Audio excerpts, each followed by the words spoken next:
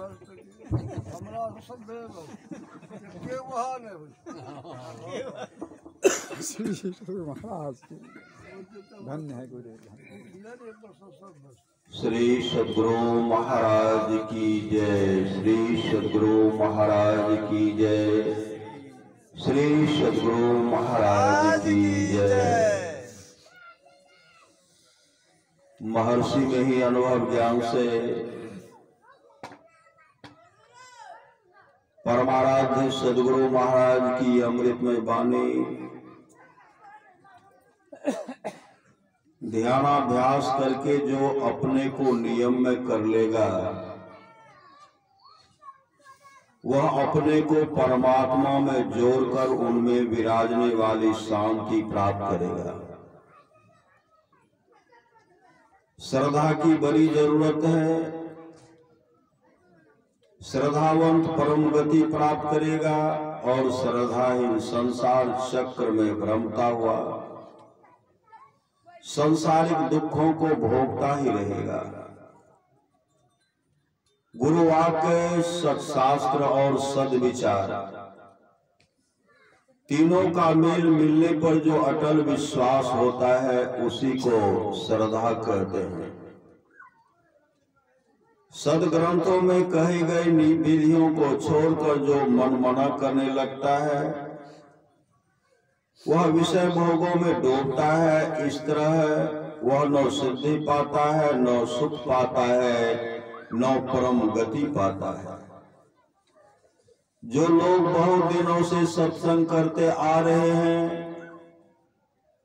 अभी कर रहे हैं और आगे भी करेंगे, वे सभी महासुख के भागी होंगे।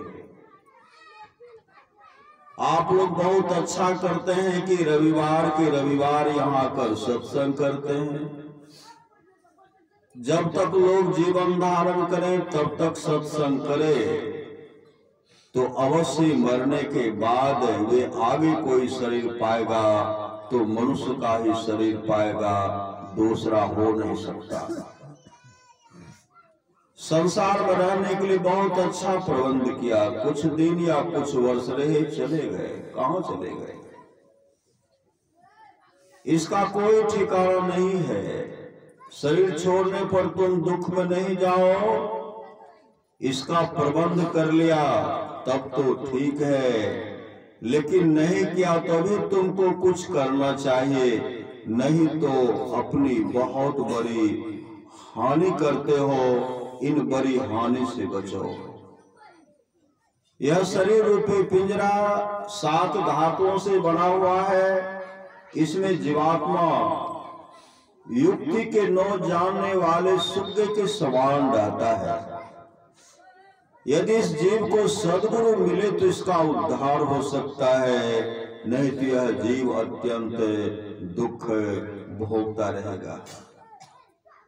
श्री सद्गुरु महाराज की जय। बंदो गुरुपद कंज कृपा सिंधु नरोपरि महामोहतम पुंज जासु बचन रवि करनी करा। धन्य धन्य सतगुरु सुखदा, महिमा कही न जाए। जो कुछ कहो तुम्हारी कृपा, मोते कछु नो बसाए। और व्यक्त रूप में प्रातः स्मरणीय अनंत श्री विभूषित परम पूज्य पाद सद्गुरु महाराज के चरणों में कोटि कोटि नमन। मंचासन पूज्य बाबा के चरणों में कोटि कोटि नमन। विशिष्ट गुरुजन, उपस्थित सत्संग प्रेम महानुभावों, माताओं, बहनों, सभी कंदर में बैठे हुए परमात्मा को कोटि कोटि नमन। संत महात्मा लोग कहते हैं मनुष्य जीवन की सफलता, मनुष्य जीवन की सफलता भगवत प्राप्ति में है। यह तन बार बार मिलने को नहीं है, इसलिए आगे की यात्रा के लिए अभी से भगवत भजन रूपी धन संग्रह करो। संत कबीर साहब ने कहने की कृपा की, बार बार नर दे नहीं यह बिरड़े,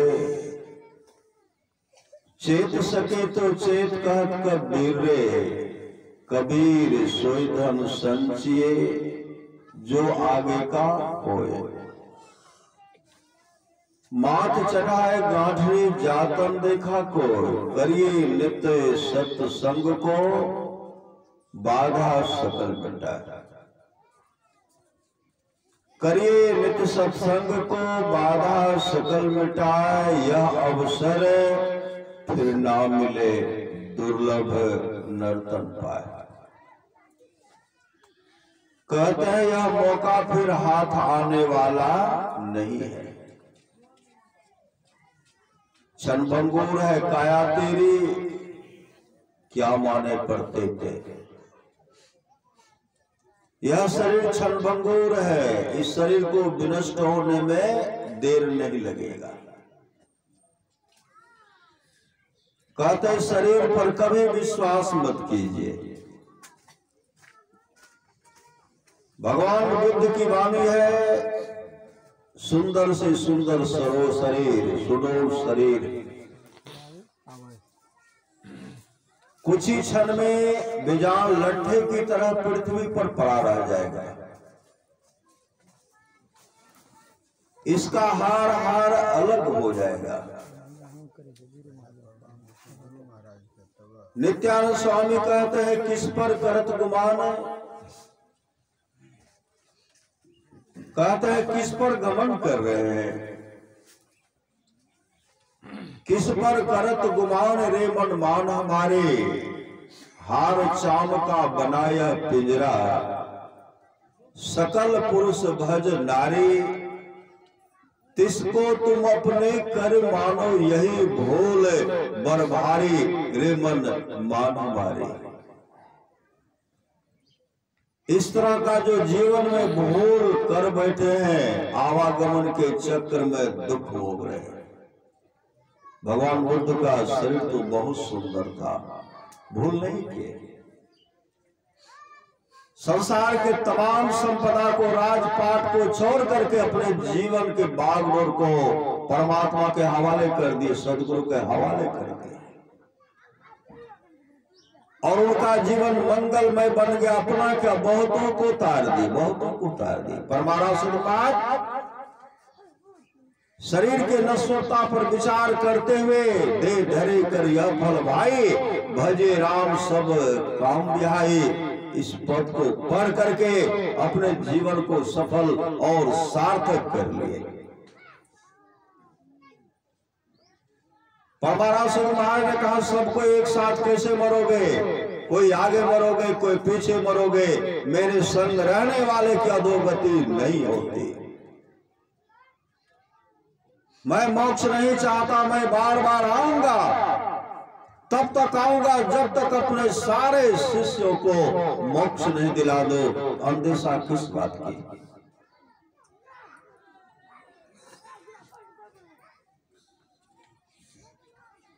नित्यानंद स्वामी कहते हार चाम का बनाया पिंजरा, सकल पुरुष भजनारे, इसको तुम अपने कर मानो यही भूल बरबारी रे मन मान हमारे। 2 दिन की है चमक चाम की, सो तू ले हो बिचारी, बिना विचार कछो सार मिले नो, छार सकल चितियारे। 2 दिन का है जीना जगत में, सो तू जाने अनारी, भव सागर से तरना है तो हो अतिशय होशियारी। भव सागर से तरना चाहते, उद्धार होना चाहते तो होशियार हो जाइए, सतर्क हो जाइए। कब है नहीं है, कब शरीर से जीवात्मा निकलेगी, इसका कोई ठिकाना नहीं है। आप जानते होंगे भगवान बुद्ध की समय की बात है, रूपनंदा बहुत सुंदर थी, बहुत सुंदर। अपने सुंदरता पर घमंड करती थी, घमंड। भगवान बुद्ध का जब सत्संग होता था कभी सत्संग नहीं जाते थे, कभी सत्संग नहीं जाते थे। क्यों नहीं जाती थी? भगवान बुद्ध रूप का निंदा करते थे।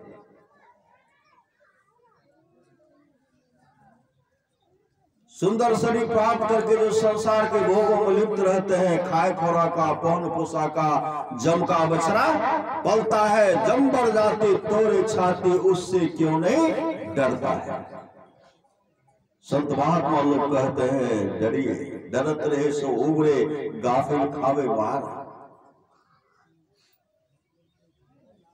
एक दिन की बात है, रूपनंदा सत्संग में गए, छिप करके रहते थे कि भगवान बुद्ध हमको देखे नहीं।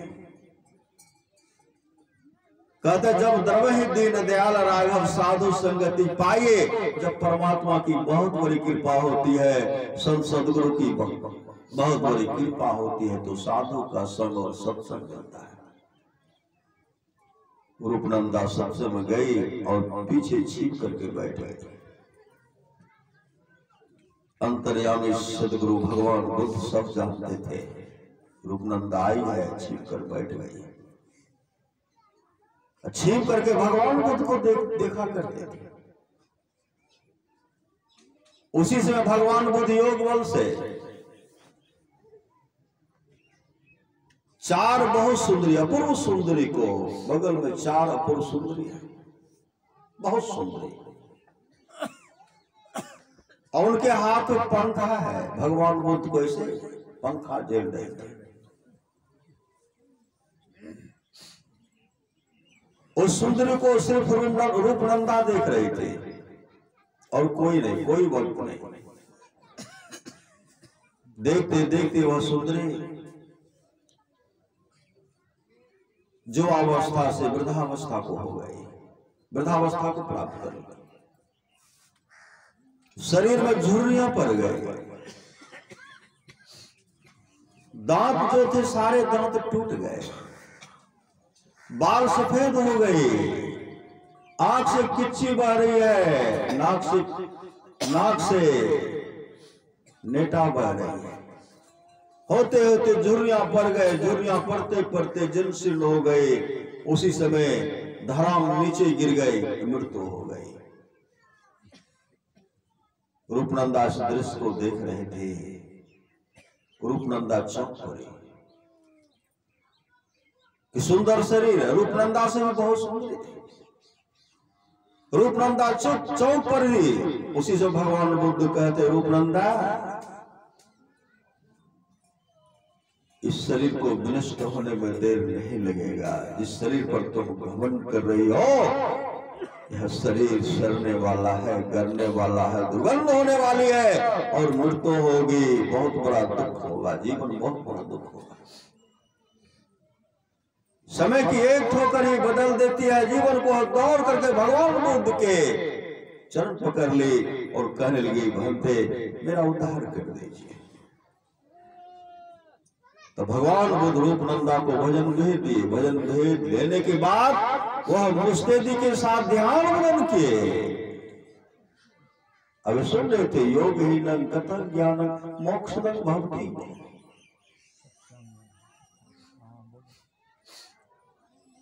कल्याण चाहते योग और ज्ञान, सत्संग और ध्यान को अपनाना पड़ेगा। परमाराष्ट्र महाराज की वाणी है, जो अपने अंदर में थोड़ा भी प्रकाश का झलक देख लिया, प्रकाश का दर्शन कर लिया, उसका अनुभव सुधर गया। संत कबीर साहब की वाणी सुन रहे थे, साधो भाई जीवत ही करो आशा, जीवत समझे, जीवत बूझे, जीवत मुक्ति निवासा। जीवित अवस्था में ही मोक्ष को आप प्राप्त कर सकते हैं। तन छूटे जिन मिलन कहत है, सो सब झूठी आशा। अब हूं मिला तो तबू मिलेंगे, नहीं तो जमपुर बासा। जमपुर में बास होगी और बहुत कष्ट भोगना पड़ेगा। एक एक बूंद पानी के लिए तड़पेंगे, तरसेंगे। भोजन तो दूर रहा, पी भी नसीब नहीं होगा। सभी की मौत है, दिन न कोई रहने आया है। जगत यह धर्मशाला है, मुसाफिर क्यों भुलाया है। जगत यह धर्मशाला है, मुसाफिर क्यों भुलाया है। जगत यह स्वप्न की रचना, न इसकी हर चिंता कर। सभी पर देश के पंथे, तू नाहक मोह जाया है। कुशल को जब जन्म था तब भजन कर ले नाम का। कुशल में जीवन, शांति में जीवन व्यतीत करना चाहते हैं तो नाम का सुमरण कीजिए। पर महाराज समाज कहते हैं हरदम रटो कबहू न हटो, तो ही छेड़ेगा मकाल। क्या रटो क्या जपो, नाम का सुमरण कीजिए। संत कबीर साहब कहते हैं नाम लगन छूटे नहीं, सोई साधु सयाना हो। माटी के बर्तन बनियो, पानी ले साना हो। बिन सत बार लागे हैं, क्या राजा क्या राणा हो। क्या सराय का बासना, सब लोग बेगाना हो तो भोर सब उठी चले, दुर्देश को जाना हो। आठ पहर सन्मुख लड़े, सोई बांधे बाना हो। जीत चला भव सागर, सोई सूरा मर दाना हो। सतगुरु की सेवा करे, पावे परवाना हो। कहे कबीर धर्मदास से, तेही काल डेराना हो। संत कबीर साहब पुनः कहते हैं नाम सुमर नर बाबरे, नाम का सुमरण कीजिए। नाम सुमर नर बाबरे, तेरी सदा न दहिया रे। यह माया को कौन की, केकरे संग लागी रे। गुदरी से उठ जाएगी, चित चेता भागी रे। सोने की लंका बनी, भय धोर की धानी रे। सोई रावण की साहिबी, छिने माही बिलानी रे। 16 जोजन मध्य में, चले छत्र की छाई रे। सोई दुर्योधन मिल गए, माटी के माही रे। भव सागर में आए के, कछु क्यों न नेकारे। यह जीरा अनमोल है, गौरी में फेंका रे। कहे कबीर पुकार के, यहाँ कोई न पुकारे। यहाँ कोई आपका नहीं है, यह शरीर भी आपका नहीं है। जिस शरीर पर हम घमंड करते हैं, यह शरीर भी आपका नहीं है। शरीर से काम कर लीजिए, काम ले लीजिए। क्या ले लीजिए, योग सत्संग और ध्यान कर लीजिए। हर श्वास में सुमरण कीजिए, तब लाभ होगा। कहे कबीर पुकार के, यहाँ कोई न अपना रे। यह जेरा चली जाएगी, जैसे रैन का सपना। जैसे रात में सब देखते हैं, जगने के बाद कुछ मिलता है, कुछ नहीं मिलता।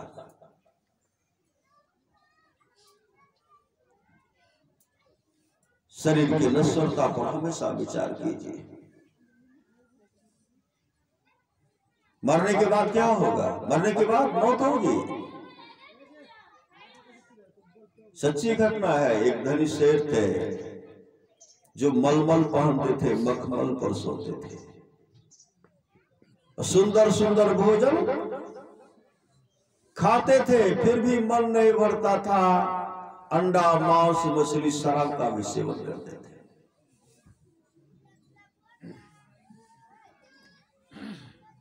सुंदर शरीर था, सुंदर व्यवस्था था, उनके लिए घमंड करते थे।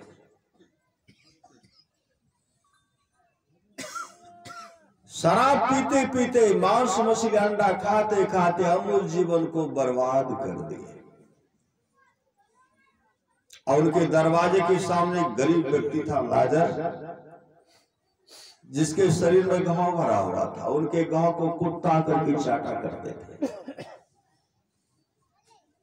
जब कुत्ता उनके घाव को चाटता था, लाजर के घाव के शरीर को, शरीर के जो घाव था कुत्ता चाटा करते थे।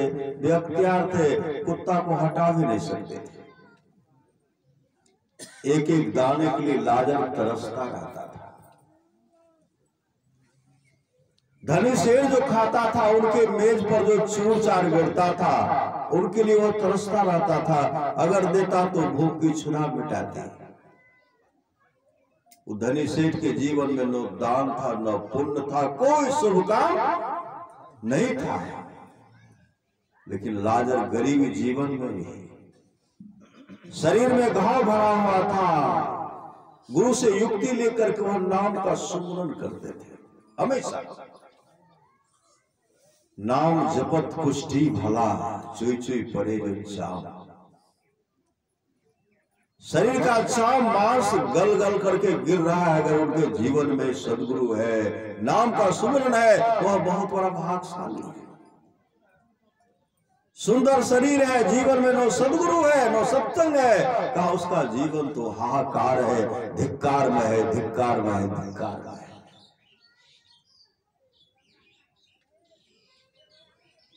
संजोग से लाजर की मृत्यु हो गई।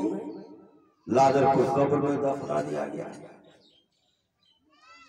धनी सेठ की भी मृत्यु हुई, उनको जला करके राख कर दिया गया। अपनी अपनी करनी अपने अपने साथ,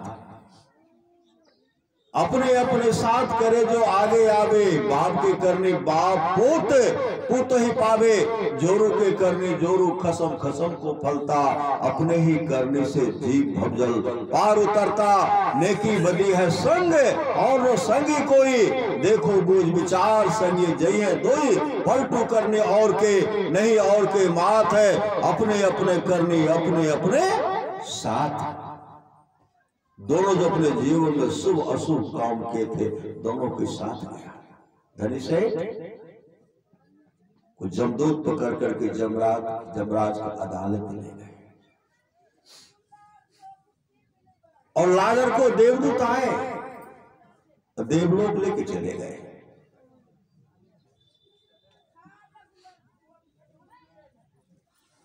धनी सेठ जब जमराज की अदालत पे जमराज उसे हिसाब पूछते, क्या सब किया? जीवन में कोई शुभ काम था? चित्रगुप्त डायरी लड़ते तो कोई शुभ काम नहीं, खाने पीने अमूल जीवन को बर्बाद कर दिया। जमराज कहते हैं जमदो तो पीटो। जब पीटने लगे तो चीखने चिल्लाने लगे, बचाओ, हे भार्या, हे पुत्र, हे कुटुंबियों, हे माता पिता, हे सगे संबंधियों, कोई तो मुझे बचा। कौन बचाएंगे? गुरुबिन कौन मिटावे भवदु, गुरुबिन कौन मिटावे रे। गुरुबिन कौन सहाय नरक में, गुरुबिन कौन सहाय रे। चीख रहे हैं, चिल्ला रहे हैं, पिटाई हो रही, बचाओ बचाओ। इतनी पिटाई किए, उनके मुख से निकलता है पानी। पानी मांगते, पानी दीजिए। जमराज कहते, कभी प्यासे को पानी पिलाया था? का भोजन कभी भूखे को भोजन दिया था? नो यहाँ पानी मिलेगा, नो भोजन मिलेगा। पिटाई कर रहे हैं, दौड़ पड़े, एक 80 पट वृक्ष के पास गए।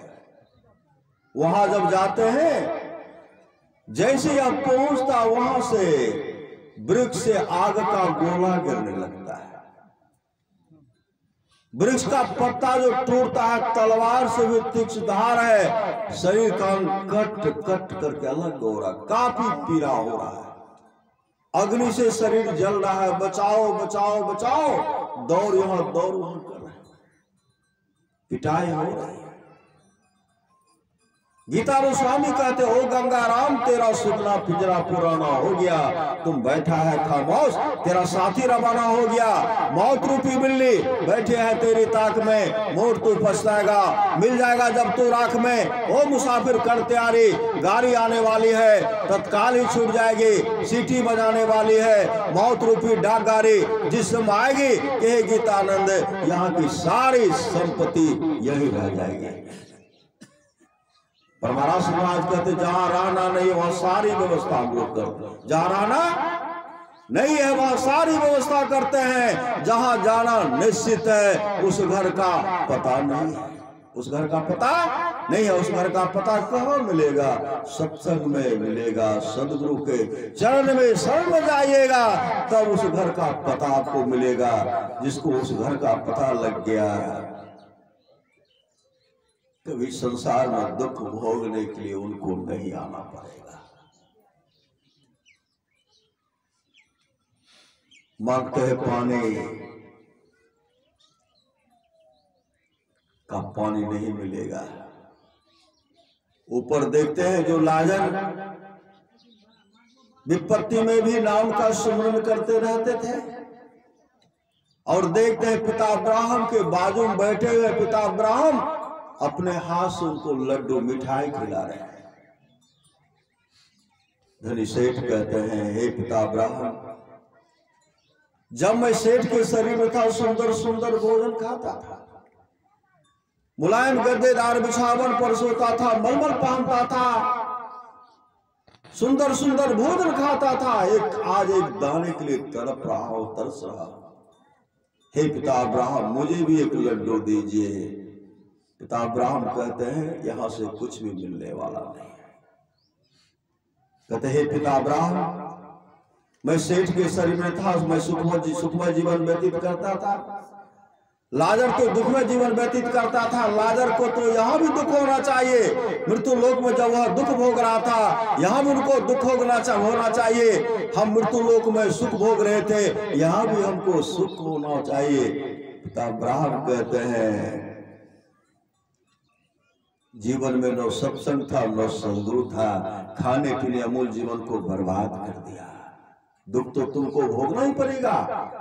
लाजर दुख में भी अपने गुरु को याद करते थे, सत्संग भजन करते थे, इसलिए लाजर वहां दुख भोग रहा था। तो लाजर का जीवन यहां से सुखमय जीवन हो गया, और लाजर यहां से परम गति को प्राप्त करेगा, और तुम नरक में दुख भोगते रहोगे। बहुत व्यवस्था किए, प्रयास कर रहे हैं। पिता अब्राहम के द्वारा जब कुछ नहीं मिलने लगा, तब क्या कहते, भाई लाजर, तुम तो जानते हो कि मैं कितना सुखमय जीवन व्यतीत करता था। हे भाई लाजर, तू अपना अंगूठा को जल के सिरे में डुबाओ, उस अंगूठा को मेरे जिह्वा पर रखो, जिससे मुझे तृप्ति शांति मिले। अंगूठा कितना जल रहेगा, कितना जल रहेगा? एक एक बूंद पानी के लिए तरस रहे हैं। कम से कम मेरा जीवा जल रहा है, कंठ जल रहा है, जिससे मुझे तृप्ति शांति मिले। कम से कम अपने अंगूठे को जल के सिरे में डुबा करके मेरे जीवा पर रखो, जिससे मुझे तृप्ति और शांति मिले। उसी समय पिता अब्राहम कहते हैं, यह भी होने वाला नहीं है, यह भी होने वाला।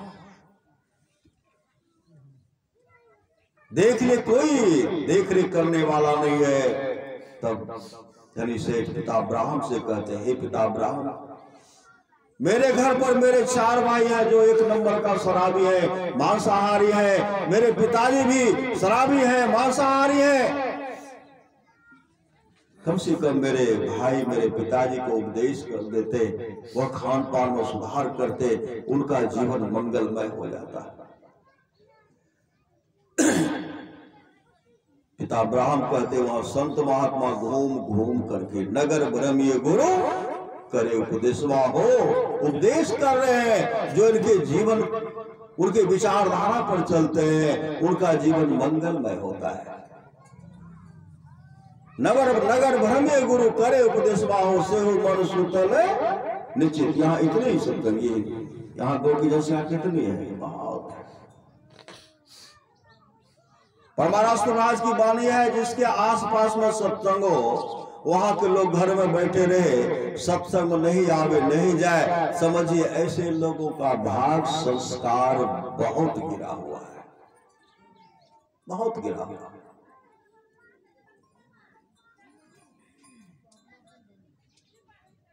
तब कहते हैं, हे पिता अब्राहम, कम से कम लाजर को भेजिए। लाजर मेरे पिताजी मेरे भाई को उपदेश करेंगे। पिता अब्राहम कहते हैं, जो जीवित अवस्थाओं में संत महात्मा की बात को नहीं मानता है, मृतक में से जाएगा, उसके बात को कौन मानेगा?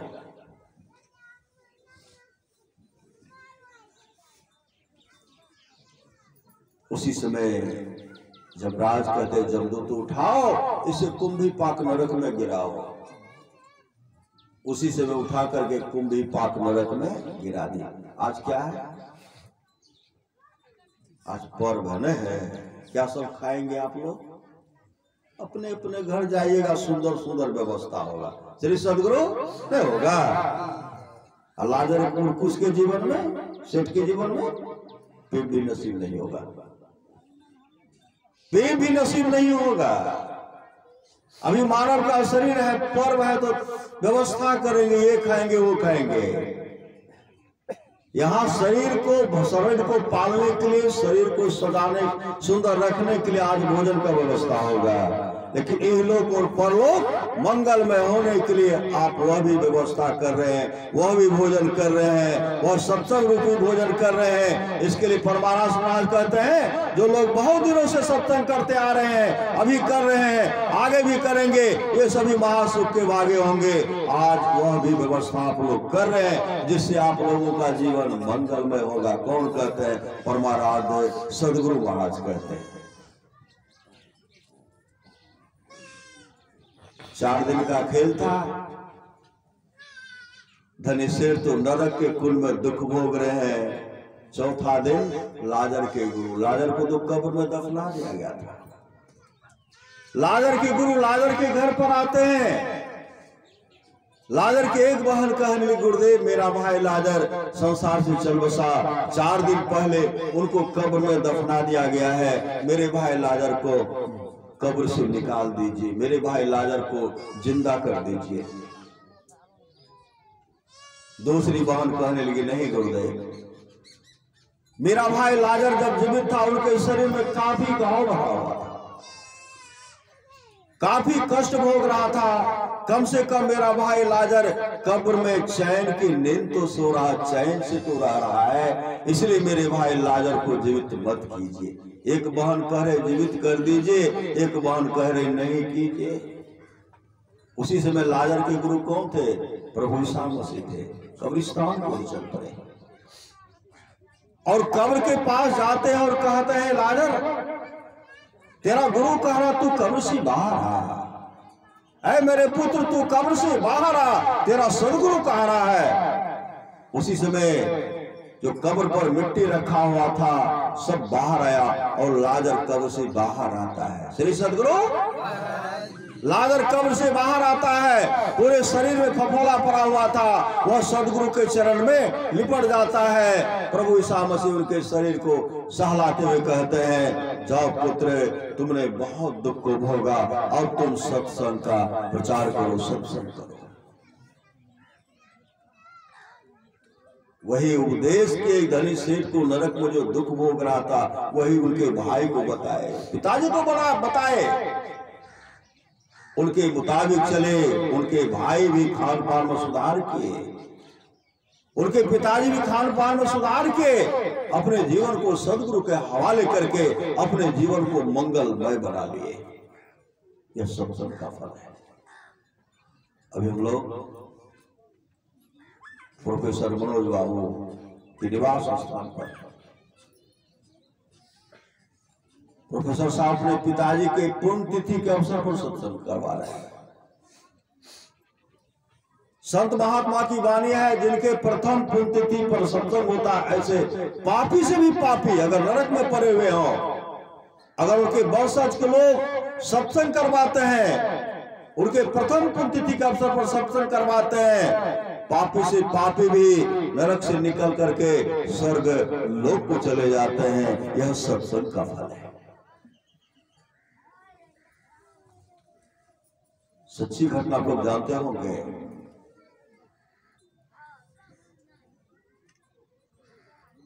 एक व्यक्ति था जो कहिए बहुत दुराचारी था, बहुत दुराचारी था। कभी जीवन में शुभ काम नहीं। उनका जब शरीर छूटा तो प्रेत योनि को प्राप्त हुए, प्रेत बन गए। प्रेत योनि को प्राप्त किए, काफी दुख भोग रहे थे। उस घर में उनका पुत्र बहुत सदाचारी, पुत्र का जन्म हुआ, उनका जीवन दुराचारी में था, घर से निकल पड़े, डाका डालते थे। ऐसा कौन सा दुष्कर्म था जो दुष्कर्म उनसे नहीं होता था।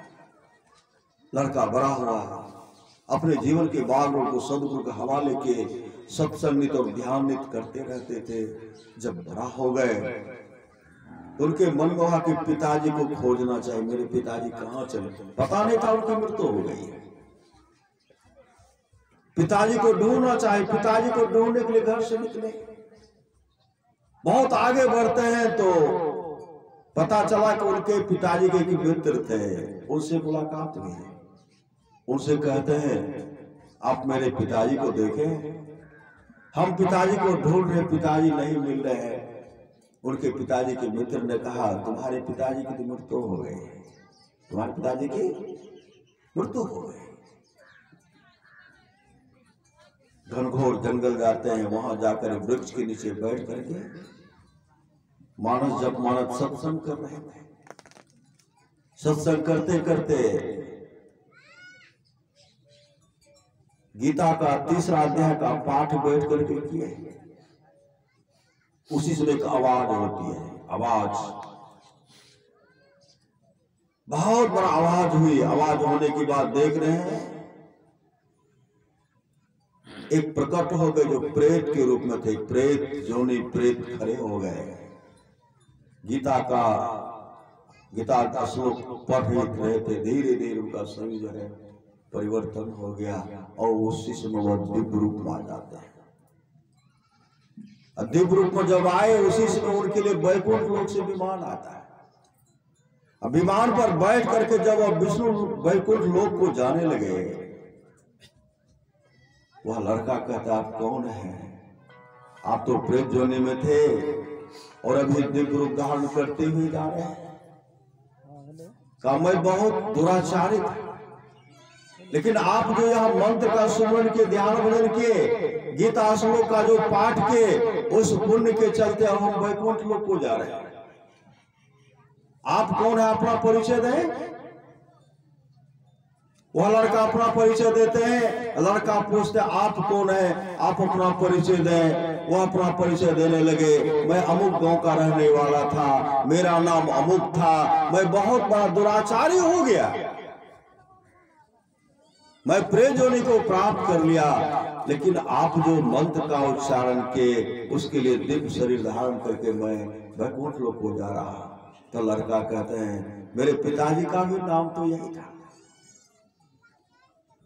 मैं अमुक गांव का रहने वाला हूं। तब वह कहते हैं, तू मेरा पुत्र है। मेरे लाल, तुम्हारे बहुत पूर्वज नरक में पड़े हुए, तुम्हारे पूर्वज जो नरक में पड़े हुए, काफी दुख भोग रहे हैं। तुम्हारा कर्तव्य बनता है सबका उद्धार करो। तुम सत्संग ध्यान करते सबका उद्धार करो।